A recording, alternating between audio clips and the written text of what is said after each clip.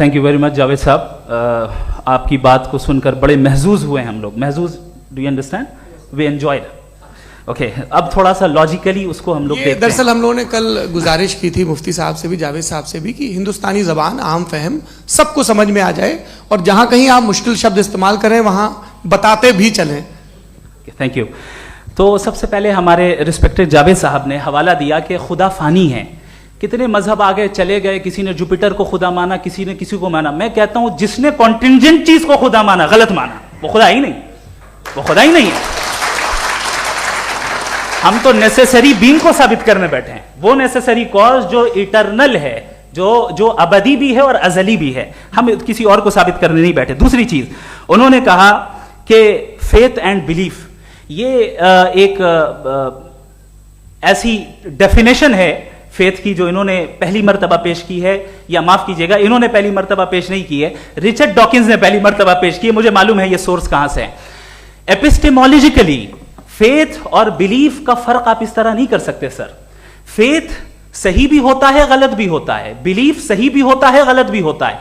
जो logic, reason और evidence से बैक्ड होगा वो फेथ सही होगा. और आप जिस फेथ की बात कर रहे हैं कि इलॉजिकल है और उसके पीछे नहीं है, तो we are on the same page. हम नहीं मानते उस फेथ को.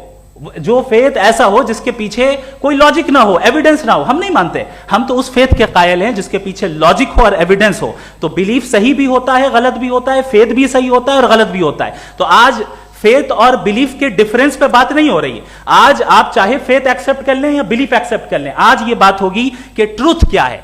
चाहे ट्रू बिलीफ सही है या ट्रू फेथ सही है, और फॉल्स फेथ क्या है और फॉल्स बिलीफ क्या है, बात इस पे हो रही. दूसरी चीज इन्होंने पूछा, स्टुपिडिटी फिर क्या है. अगर फेथ रिलीजन स्टुपिडिटी नहीं है तो और क्या है. चूंकि फेथ का मुतालबा करते हैं तो स्टुपिडिटी क्या है.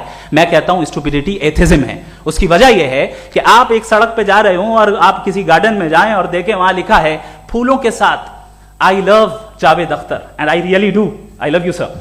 सो जब आप वहां पर पहुंचे तो वहां पहुंचकर अब ये बताएं, क्या आप ये कहेंगे wow what a natural selection.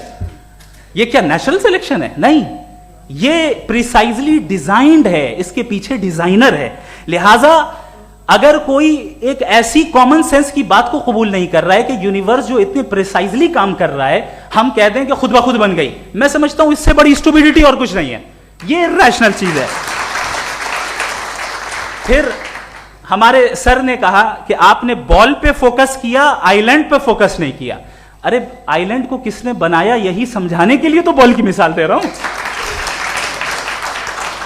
और बॉल भी कॉन्टिंजेंट है, आइलैंड भी कॉन्टिंजेंट है, दोनों नेसेसरी बीइंग का मुतालबा करते हैं.